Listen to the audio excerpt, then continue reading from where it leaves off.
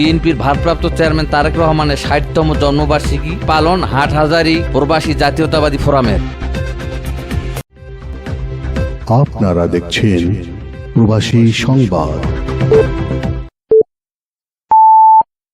আসসালামু আলাইকুম।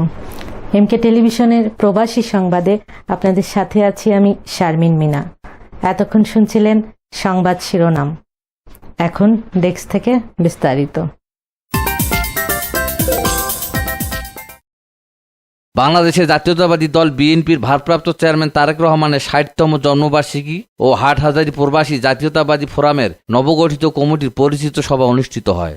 এতে সভাপতিত্ব করেন ফোরামের নবনির্বাচিত সভাপতি এইচ.এম. মঈনুদ্দিন। সাধারণ সম্পাদক জয়নাল আবেদিনের পরিচালনায় এতে প্রধান অতিথি ছিলেন ফোরামের প্রধান উপদেষ্টা নজরুল ইসলাম তালুকদার। প্রধান বক্তা মোহাম্মদ হারুন।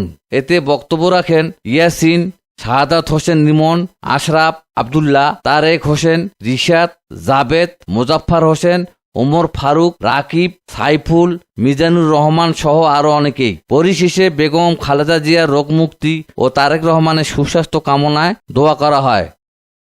মাহফুজুল ইসলাম মাসুম, প্রবাসী ডেস্ক, এমকে টেলিভিশন। শেষ করছি এমকে টেলিভিশনের প্রবাসী সংবাদ। এতক্ষণ সাথে থাকার জন্য সবাইকে ধন্যবাদ।